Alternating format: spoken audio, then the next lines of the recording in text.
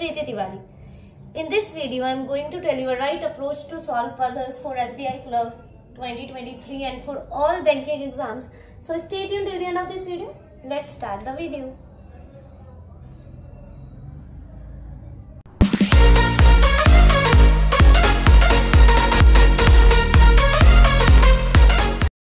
ठीक है, स्टार्ट करते हैं फर्स्ट स्टेटमेंट से।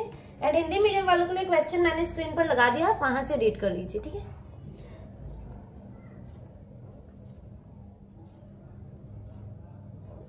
9 persons P, Q, R, S, T, U, V, W and X are using 3 different laptops, Dell, HP and Lenovo. At least 2 persons but not more than 4 persons are using the same laptop. ठीक है, side by side एक एक करके हम statement को भी समझते जाएंगे। ठीक है, कि मिनिमम जो है ना हमारे 2 पर्सन्स होने चाहिए, 2 से कम नहीं हो सकते। ठीक है, और मैक्सिमम 4 से ज्यादा पर्सन लैपटॉप को, एक ही लैपटॉप को लाइक करने वाले नहीं हो सकते। ठीक है, जिनको जो लैपटॉप यूज करने वाले। ठीक है, समझ आ गया। हम 2 से कम नहीं होने चाहिए और 4 से ज्यादा नहीं होने चाहिए, मतलब कि 2, 3, 4 इनके बीच में लाई करने होंगे। ठीक है, 2, 3, 4 ये हो सकते हैं। ठीक है, X and P are using different laptops where neither of them uses Lenovo laptop. X and W are using same laptop. Only one person is using the same laptop as Q but is not Dell laptop. S and U are using the same laptop but do not use Dell laptop. R neither uses the same laptop as U nor uses Lenovo laptop. V uses the same laptop as R. The number of person using the Dell laptop is not the maximum. ठीक है, Dell laptop जो है ना, जो भी use कर रहे हैं वो मैक्सिमम नहीं है। मतलब मैक्सिमम मतलब 4 पर्सन नहीं है डेल लैपटॉप में, या तो फिर 2 पर्सन होंगे या तो फिर 3 होंगे, 4 नहीं होंगे। ठीक है, चलो बनाते हैं। सॉरी, ये दिख तो रहा है ना। ठीक है, तो कितने डेल, एचपी एंड लेनोवो। तो ठीक है, डेल, एचपी, लेनोवो, ये हमारी फर्स्ट कंडीशन हो गई। यहां से मैं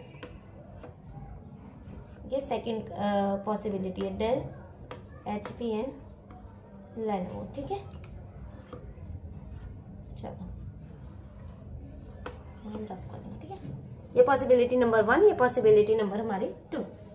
okay, X and P are using different laptops. X और P जो हैं दोनों अलग अलग लैपटॉप यूज कर रहे हैं, but where neither of them uses Lenovo laptop. पर X और P जो है लेनोवो लैपटॉप नहीं कर रहे हैं, मतलब डेल और एचपी में से होंगे। ठीक है, एक जगह एक्स को रख देते हैं डेल में और एक जगह एक्स को रख देते हैं एचपी में, और जब एक जगह पी को एचपी में और एक जगह पी को डेल में। ठीक है, समझ आया। लेनोवो लैपटॉप ये दोनों में से कोई भी यूज नहीं कर रहे हैं, बट ये दोनों डिफरेंट लैपटॉप में कर रहे हैं। तो एक जगह एक्स को डेल में रख दिया, एक जगह एक्स को एचपी में, और एक जगह पी को एचपी में और एक जगह पी को डेल में। ठीक है, only one person is using the same laptop as Q but is not Dell laptop. Okay, Q के साथ ना सिर्फ एक पर्सन ही आएगा, सिर्फ एक, मतलब क्यू जिस भी लैपटॉप को यूज कर रहा है उसमें सिर्फ 2 पर्सन ही बैठेंगे, क्यू एंड एक और पर्सन। ठीक है, ये बोल रहे हैं but is not Dell laptop. But Q के साथ ना डेल लैपटॉप, मतलब जो भी है, क्यू जो है डेल लैपटॉप नहीं यूज कर रहा है, ऐसा बोल रहे हैं वो। ठीक है, कोई बात नहीं। तो क्यू जो है कहाँ आ सकता है हमारा, क्यों डेल लैपटॉप नहीं यूज कर रहा है, क्यों यहाँ कहीं आ सकता है, डेल नहीं कर रहा है, एचपी लेनोवो यहाँ पे भी। चलो अभी देखते हैं। S and U are using the same laptop but do not use Dell laptop. ठीक है, एस और यू भी सेम कर रहे हैं। ठीक है, R neither uses same laptop as U not uses Lenovo laptop. ठीक है, V uses the same laptop as R. ठीक है, वी और आर भी सेम लैपटॉप यूज कर रहे हैं, दिख रहा है ना। The number of person using the Dell laptop is not the maximum. ठीक है, क्या बोला, X and W are using same laptop। ठीक है, X और W जो है वो भी सेम लैपटॉप यूज कर रहे हैं। ठीक है, ये हो गया हमारा। देखो क्या बोला, Q के साथ एक पर्सन है सिर्फ, और Q जो है डेल वाले में नहीं आ सकता। तो ठीक है, देखो Q के साथ एक ही पर्सन है, तो Q अब यहाँ तो नहीं आ सकता। क्यों? क्योंकि यहाँ X और W ऑलरेडी बैठ चुके हैं। जिसमें भी Q है ना उसमें सिर्फ 2 ही आएंगे, 2 पर्सन। तो क्यू यहाँ पे नहीं, यहाँ पे नहीं, इस कंडीशन में क्यू यहाँ आ सकता है, रख सकते हैं ना। ठीक है, कोई बात नहीं। अब देखो यहाँ पे Q यहाँ पे भी आ सकता है और यहाँ पे भी आ सकता है, दो जगह आ सकता है इस वाली कंडीशन में, समझ रहे हो। इसमें Q यहाँ पर भी आ सकता है और यहाँ पे भी आ सकता है, और इसमें ना डेल वाले में मैक्सिमम नहीं आएंगे, डेल वाले में कितने आएंगे 2 या तो फिर 3 पर्सन आएंगे, ये याद रखना है। चलो ठीक है, और क्या बोला है देखो, और लाइन हम रीड करते हैं।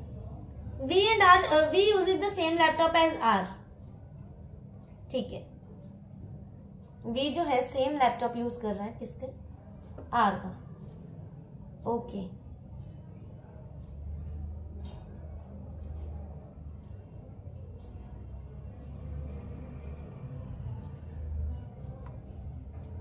और क्या बोला इन्होंने, R neither uses same laptop as you, अच्छा R जो है U से नहीं, and nor uses Lenovo laptop। अच्छा देखो V और R जहां पर भी आएंगे साथ में आएंगे, और ये जो है ना Lenovo लैपटॉप नहीं यूज कर रहे। R neither uses same laptop as you and nor uses Lenovo laptop, तो ठीक है V और R यहाँ नहीं आ सकते। देखो V और R यहाँ क्यों नहीं आ सकते, क्योंकि Lenovo लैपटॉप नहीं यूज कर रहे। V और R यहाँ पे भी नहीं आ सकते, क्यों, क्योंकि अगर मैंने V और R को यहाँ रख दिया तो यहाँ तो मैक्सिमम पर्सन हो जाएंगे, जो कि पॉसिबल नहीं है। उन्होंने बोला है कि 4 पर्सन नहीं होने चाहिए, मैक्सिमम 4 ही पर्सन तो है ना बिठा सकते हैं हम, तो V और R यहाँ भी नहीं आ सकते। अब देखो इस कंडीशन में V और R जो है यहाँ आ गए, जब V और R यहाँ आ गए तो Q के लिए हमारे पास यही जगह बची है, और Q के साथ सिर्फ 1 पर्सन आएगा, यहाँ 2 पर्सन होंगे, ठीक है। अब देखो यहाँ 2 हो गए, चलो ठीक है।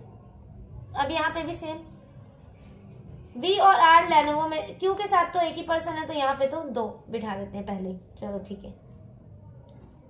अब इसमें V और R जो है इस कंडीशन में क्या बोल रहे हैं, और R neither V uses same the number of person using Dell laptop, ठीक है, 1 person but is not S and U are using same laptop but don't use Dell laptop। अच्छा S और U जो है ना सेम कर रहे हैं पर Dell नहीं कर रहे हैं, तो S और U यहाँ नहीं आ सकते, यहाँ यही कंडीशन बच रही है S और U के लिए, यही रख देते हैं। इसमें देखो ये वाली कंडीशन देखो, क्योंकि S और U यहाँ भी नहीं आ सकते, क्योंकि Q के साथ तो 1 ही पर्सन बैठेगा, तो S और U Dell भी नहीं है, तो S और U यहाँ कहाँ रखे ना, S और U यहाँ आ सकते हैं, S और U यहाँ भी नहीं आ सकते, क्योंकि फिर तो 1 2 3 4 5 पर्सन बैठ जाएंगे। अब S और U यहाँ भी नहीं आ सकते, क्योंकि यहाँ 4 पर्सन है नहीं, यहाँ या तो फिर 2 है या तो फिर 3 है, मतलब S और U के लिए यहाँ तो कहीं जगह ही नहीं बच रही है, कंडीशन गलत होगी। समझ आया कैसे, समझ आया। चलो अब S और U को जब हमने रख दिया तो V और R के लिए हमारे पास जगह बच गई, यही जगह बची है V और R के लिए, यहाँ तो नहीं आ सकते, तो ठीक है V और R। यहाँ कितने पर्सन हो गए, 3, यहाँ 4, 4 + 3 7 + 2 9, ठीक है, 4 + 3 7 और +2 9। अब यहाँ कौन बच गया, वहां हम रख सकते हैं ये P के पास T बच गया, तो T के लिए ये जगह हमारे पास होगी। ये कंडीशन भी इसी के साथ सॉल्व हो गई, ठीक है। ये जो है हमारा फाइनल अरेंजमेंट बना है, ठीक है, कुछ बचा तो नहीं है ना। 1 person using the same but is not S and U same laptop, okay, neither but do not use Dell, ठीक है। Dell में PVR, HP में XWSU, Lenovo में QNT, ठीक है, डन हो गया ना। चलो नेक्स्ट वाली देखते हैं। 7 persons A, B, C, D, E, F and G are standing around a square table in such a way that 4 seats are at the corner while 4 seats are in the middle of the sides of the table. 1 seat is vacant, ठीक है। एक square table है, ठीक है, और उसमें मतलब 8 seats हैं, पर एक सीट जो है ना, एक सीट वेकेंट है, उसमें कोई नहीं बैठा है। कैसे लिखा जा रहा है, ठीक है, एक सीट जो है हमारी क्या है, वेकेंट है। चलो ठीक है। All the seats are facing towards the center. Facing towards क्या होता है, facing towards और facing away।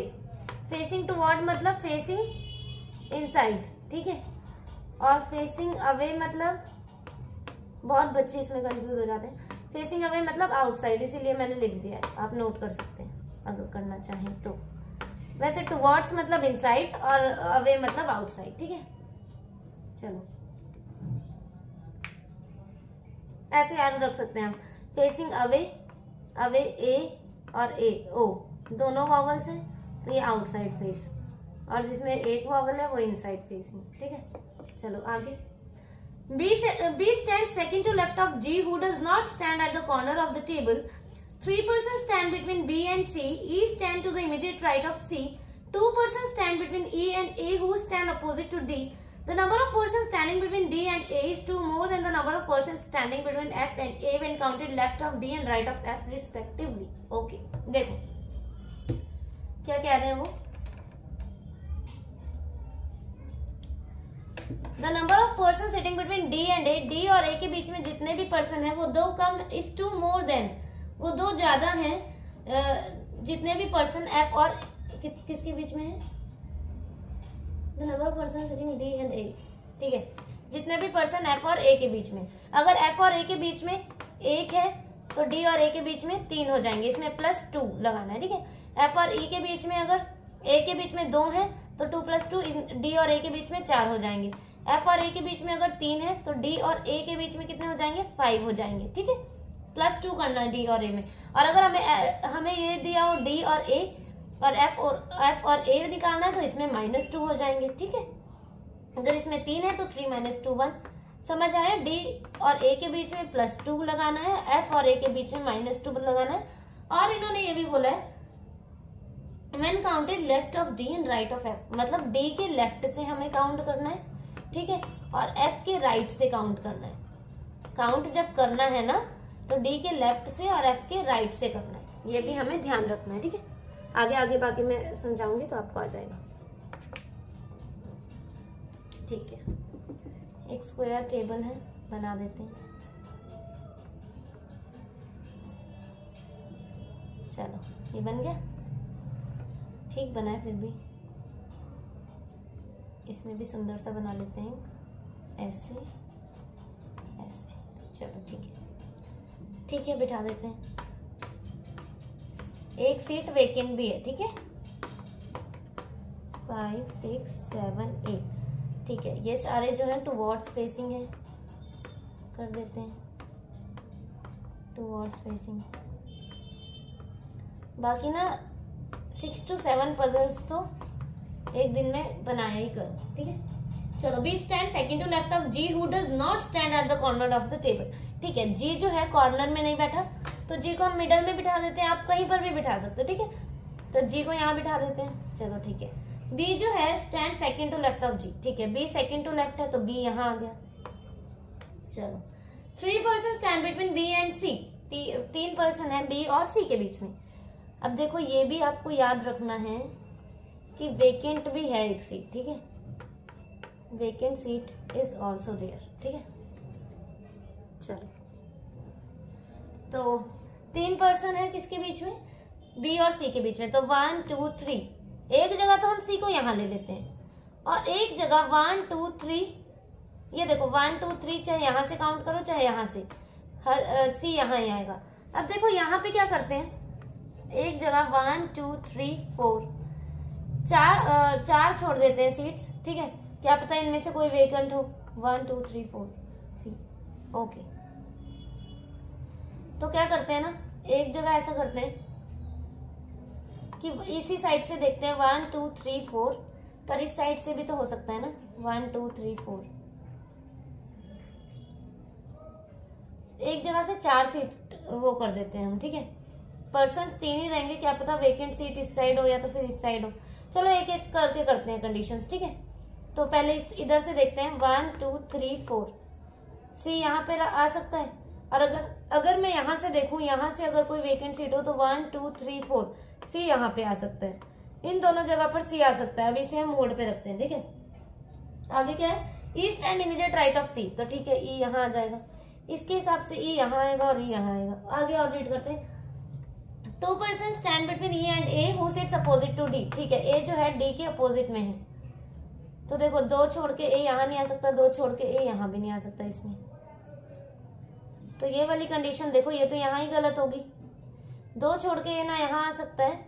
और देख लो अगर हम वेकेंट सीट भी देखें तब भी, अगर 3 भी देख लें कि 3 सीट में अगर 2 पर्सन भी बैठे हो तो अगर A यहाँ भी लेते हैं तब भी A D के अपोजिट नहीं आएगा। सेम कंडीशन अगर मैं यहाँ से देखती हूँ, समझ आ रहा है कि 3 सीट्स के बीच में अगर 2 पर्सन भी बैठे हुए और A को यहाँ लेती हूँ तब भी D के अपोजिट नहीं आएगा। यहाँ से भी 1 2 3 3 पर्सन को यहाँ छोड़ के ए यहाँ बिठा दूं तो भी ए डी के अपोजिट नहीं आएगा। मतलब कि अब हम क्या करते हैं, सी को इन दोनों जगह पर इसको ना रब करते हैं, मतलब वो करते हैं, ठीक है कोई बात नहीं, ये कंडीशन गलत होगी ना। तो एक जगह आप सी को यहाँ ले लेते हैं, इसमें एक जगह सी को यहाँ ले लेते हैं। सी के इमीडिएट राइट में ई है, ठीक है, ई यहाँ आ गया और ई इसमें यहाँ आ गया। चलो ई और ए के बीच में 2 है तो 2 छोड़ के ए यहाँ आ जाएगा इसमें, या फिर 2 छोड़ के, देखो 2 छोड़ के ए यहाँ आएगा तो ए डी के अपोजिट नहीं आएगा, 2 छोड़ के ए यहाँ आएगा तो ए डी के अपोजिट आएगा, रख देते हैं। सेम इसमें 2 छोड़ के यहाँ ए आएगा तो नहीं आएगा, अपोजिट में डी के यहाँ सी बैठा है, 2 छोड़ के ए हम यहाँ रख देते हैं और ये डी के अपोजिट है तो डी यहाँ। चलो number of person standing between D and A is 2 more than F and A, ठीक है, डी और ए से काउंट करते हैं। मैंने क्या बोला था, डी और ए से देखना है तो एफ और ए में क्या फंडा लगाना है, -2 का, ठीक है, और राइट से देखना है, ठीक है। पर पहले हम देख लेते हैं, अब राइट लेफ्ट बाद में देखते हैं, पहले पर्सन देखते हैं। डी और ए के बीच में कितने, 1 2 3, कितने द नंबर ऑफ पर्सन, अच्छा पर्सन देखने हैं ना। देखो डी और ए के बीच में क्या हो सकता है, लेफ्ट से देखना है। देखो अगर मैं देखूं लेफ्ट से, लेफ्ट यही है ना डी का, तो देखो 1 2 तो 2 - 2 तो 0 हो जाएगा एफ और ए के बीच में, तो इस हिसाब से कुछ नहीं। अगर 2 पर्सन देखूं और यहाँ वेकेंट सीट देखूं तो डी और ए के बीच में कितने पर्सन है, 2 पर्सन है, और 2 - 2 तो कितना हो जाएगा, 0 हो जाएगा ना। तो मतलब एफ यहाँ नहीं आ सकता, एफ के लिए तो जगह ही नहीं बचेगी अगर ये वेकेंट है। चलो ठीक है, एक कंडीशन ये बनती है कि डी और ए के बीच में 3 पर्सन देखती हूँ, लेफ्ट से 3 पर्सन देखे, अगर यहाँ एक बिठा दिया, 2 person standing between D and A, 2 more than the number of person standing between F and A, the number of person standing between D and A, ठीक है कोई बात नहीं। देखो अगर मैंने यहाँ पर एक बिठा दिया पर्सन, 3 हो जाएंगे, ठीक है, हो जाएंगे 3 पर्सन, और बचा कौन है, एक हमारा एफ ही बचा है। एक पर्सन यहाँ बिठा दिया तो इसके हिसाब से तो वेकेंट ये हो जाएगी, समझ रहे हो, ठीक है, एफ बचा तो एफ यहाँ, तो क्या यहाँ से तो 3 बन रहे हैं, डी और ए के बीच में कितने बन रहे हैं, 3 बन रहे हैं, तो एफ और ए के बीच में कितने हो गए, 3 - 2 1 पर्सन तो होना चाहिए, ये तो एडजेसेंट में ही हो गए, ये कंडीशन गलत। समझ आया कैसे,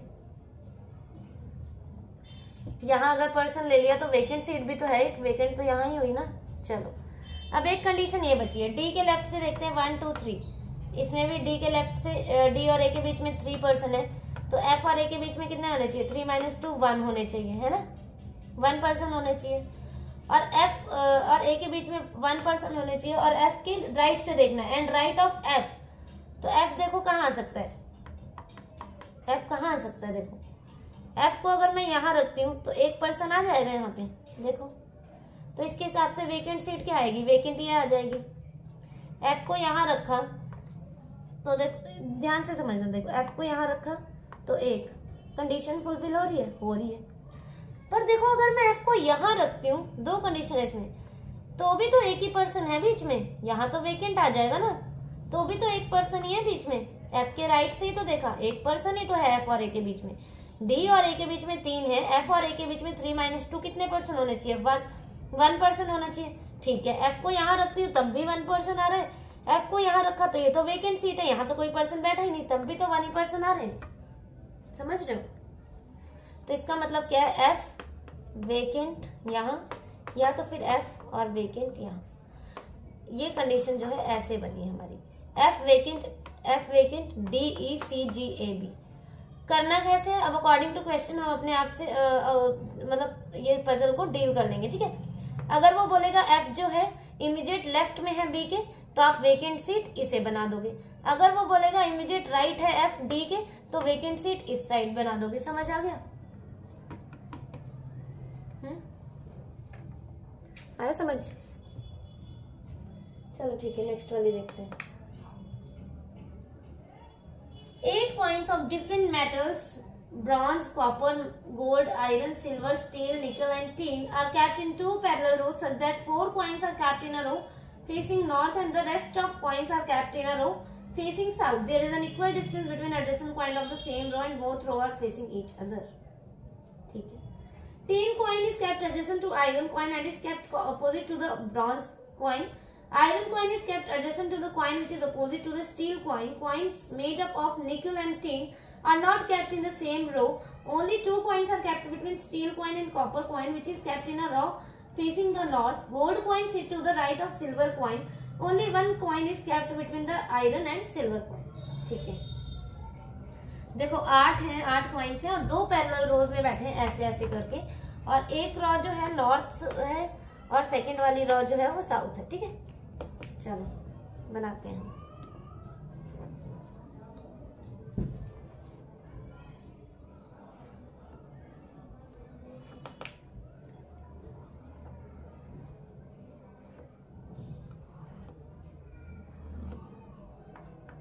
फर्स्ट वाले नॉर्थ है और 4 4 बैठे हैं। ठीक है, 2 पैरेलल रोज में 4 ही 4 तो बैठेंगे ना। चलो, ये कंडीशन नंबर 2 है। Possibility number 2। ठीक है, चलो क्या बोला है, देखो इसमें हमें पता तो कुछ भी नहीं है, तो ठीक है स्टार्ट करते हैं। Tin coin is kept adjacent to iron coin and is kept opposite to the bronze coin. Tin coin जो है एडजेसेंट किसके है, साथ में है आयरन कॉइन के और अपोजिट है ब्रॉन्ज कॉइन के। Iron coin is kept adjacent to coin which is opposite to steel coin. ठीक है, coins made up of nickel and tin are not kept in the same row. ठीक है, यहाँ से हम स्टार्ट कर सकते हैं। 2 coins are kept between steel coin and copper coin which is kept in row facing north. ठीक है, स्टील और कॉपर के बीच में 2 प्लेस है और नॉर्थ फेसिंग है, तो ठीक है स्टील एक जगह, कॉपर यहाँ रख देते हैं, दूसरी जगह कॉपर यहाँ, स्टील यहाँ। ठीक है, ठीक है, ठीक है। और क्या बोला है, tin coin is adjacent to iron coin and is kept bronze. Iron coin is हाँ ठीक है, देखो iron coin is kept adjacent to the coin which is opposite to steel coin. Steel coin के जो अपोजिट है iron coin जो है ना उसके एडजेसेंट में है, साथ में। स्टील कॉइन के अपोजिट ये, आयरन कॉइन इसके साथ में। ठीक है, अब आगे क्या बोला, tin coin is kept adjacent to iron coin and opposite to orange bronze. ठीक है, टीन जो है ना आयरन के साथ में है और अपोजिट है ब्रॉन्ज के, तो टीन के यहाँ हो सकते और यहाँ हो सकते, पर टीन कॉइन जो है वो अपोजिट है ब्रॉन्ज कॉइन के, तो यहाँ नहीं हो सकती क्योंकि यहाँ तो स्टील बैठा है, इसका मतलब टीन यहाँ एंड ब्रॉन्ज यहाँ। सेम टीन यहाँ नहीं हो सकते, स्टील है अपोजिट में और टीन किसके अपोजिट में, ब्रॉन्ज के, तो ब्रॉन्ज यहाँ। चलो ठीक है, देखो लास्ट लाइन में लिखा है 1 कॉइन है किसके बीच में, आयरन और सिल्वर के बीच में, तो आयरन एक छोड़ के सिल्वर यहाँ हो जाएगा, आयरन एक छोड़ के सिल्वर यहाँ हो जाएगा। चलो ठीक है, उसी के ऊपर वाली लाइन में gold coin is sit to the right of silver coin. South का राइट क्या होता है, साउथ का राइट इस साइड है, यहाँ अगर मैंने गोल्ड रख दिया तो ये क्या हो जाएगा, ये तो लेफ्ट में हो जाएगा, ये कंडीशन गलत, गोल्ड यहाँ। और क्या बोलता, coin made up of nickel and tin are not kept in the same row. ठीक है, यहाँ तो वैसे भी फिल हो चुकी है सारी प्लेसेस, तो निकल और टीन अलग रो में, कंडीशन बन गई। स्टील, निकल, bronze, copper, gold, iron, tin, silver. ठीक है,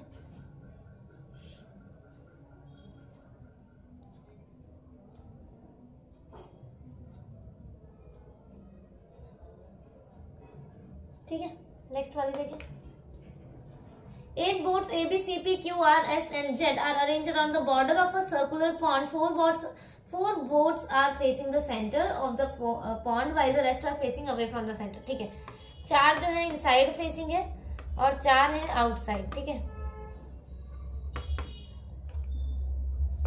2 boats are arranged between boat A and boat B. Boat Q is second to right of boat B. Boat C is immediate right of boat Q, which is facing away from the pond. ठीक है, देखो मिल गया हमें, Q जो है facing away है, मतलब Q का फेस कैसा है, आउटसाइड फेसिंग है। ठीक है, boat C is second to left of boat A, which is second to left of boat S. The number of boats arranged between boat Q and boat P is same as number of boats arranged between boat A and boat R.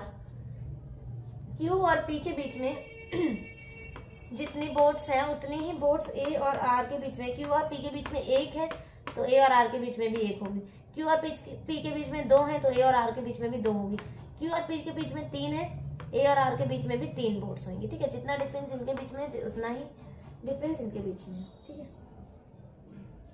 Boat Z is second to right of boat P and both faces the same direction. Boat R is third to right of boat Z. Okay.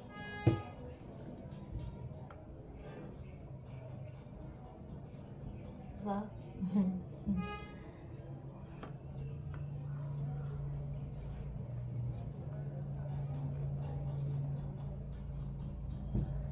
चलो drawing तो ठीक कर दी ना। 1 2 8 है, 8 कर देते हैं। Wait 3 4 5 6 7 8।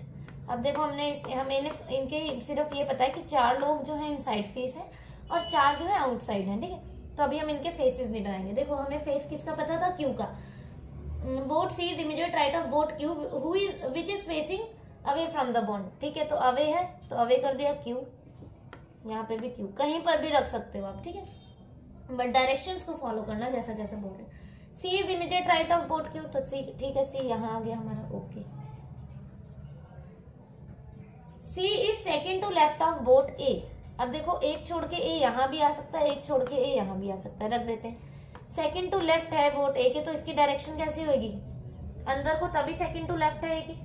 Same इसमें ए के सेकेंड लेफ्ट में, तो ए को यहाँ रख दिया, अब ये सेकेंड लेफ्ट में बन गया, डायरेक्शन कैसी होगी, आउटसाइड। चलो आगे, boat Q is second to right of boat B. Q जो है second to right of boat B.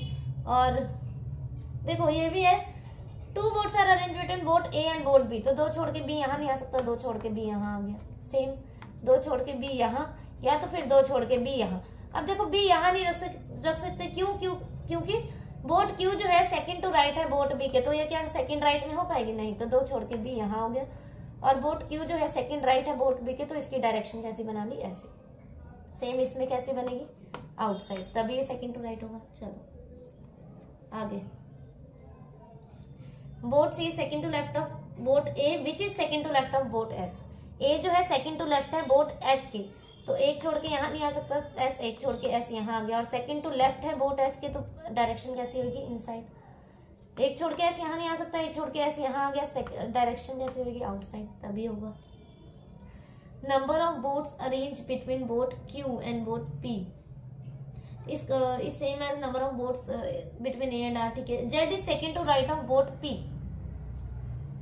देखो जेड जो है बी पी के सेकंड राइट में है, मतलब जेड और एक छोड़ के पी, ऐसे ही आएगा ना, एक जेड और पी, या तो फिर पी और जेड, ऐसे ही आएगा, एक जगह छोड़ के। देखो 2 जगह देखनी है साथ साथ में हमें, तो देखो यही दोनों जगह दिख रही है जेड और पी के लिए, और यहाँ तो नहीं रख सकते जेड पी, या ना यहाँ रख सकते हैं, तो जेड और पी यहाँ ही आएंगे।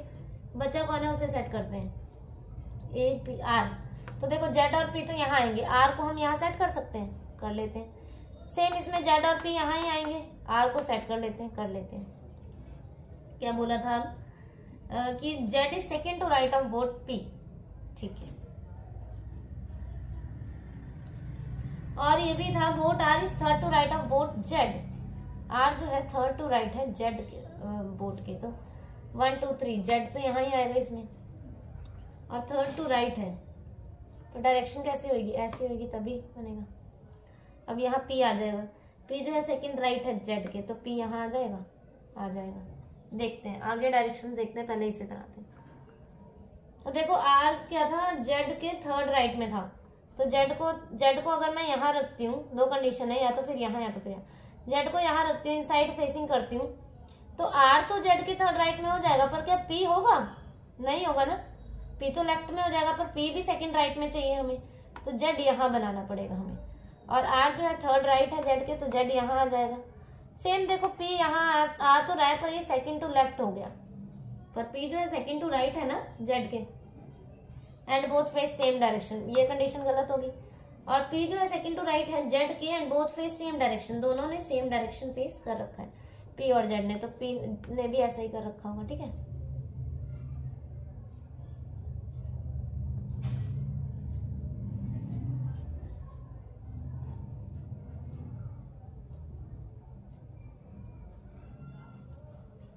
ये ज्यादा कैसे बन रहे हैं, वेट, अच्छा सॉरी, जेड जो है वो पी के सेकंड राइट में, सॉरी जेड जो है वो पी के सेकंड राइट में है ना, तो ठीक है, कोई बात नहीं। जेड पी के सेकेंड राइट में, फिर तो अभी ये भी होल्ड पे रखते हैं। जेड जो है वो पी के सेकेंड राइट में, और आर जो है वो थर्ड टू राइट है जेड के। तो जेड पी के सेकेंड राइट में है, तो इसकी डायरेक्शन कैसी बनेगी? ऐसी ही बनेगी ना, ऐसा ही तो बनाना पड़ेगा, समझ रहे हो? इसमें भी देख लेते हैं, जेड पी के सेकेंड राइट में, तो ऐसी डायरेक्शन बनेगी। सॉरी, ठीक है, समझ आया? ठीक है, अब देख लेते हैं हम, क्यू और पी के बीच में उतने ही पर्सन होने चाहिए जितने ए और आर के बीच में।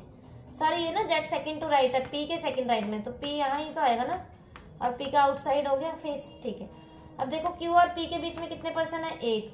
ए और आर के बीच में देखो 1 2 3 4, चाहे लेफ्ट से गिनो चाहे राइट से गिनो, 1 2 3, एक तो हो ही नहीं रहा है, मतलब ये कंडीशन वैसे भी गलत होगी। यहाँ पे देखते हैं क्यू 1 2 3, क्यू और पी के बीच में 3 पर्सन। ए और आर के बीच में देखते हैं 1 2 3 1 2 3। ठीक है, कंडीशन फुलफिल होगी हमारी। ये आउटसाइड फेसिंग है, ठीक है। अब देखो इनसाइड कितने हो गए? 1 2 3 4 ऑलरेडी हो चुके हैं, अब बचे जो आउटसाइड। आया समझ? A out inside, Q outside, C outside, B inside, R outside, P outside, S inside, Z inside. ठीक है, this is our final arrangement. ये हमारा फाइनल जो है अरेंजमेंट बन रहा है, ठीक है।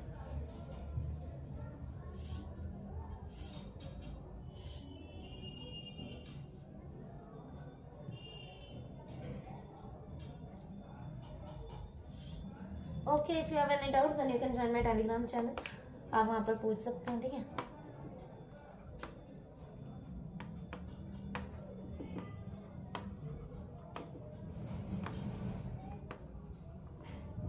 Okay, thank you for watching the video.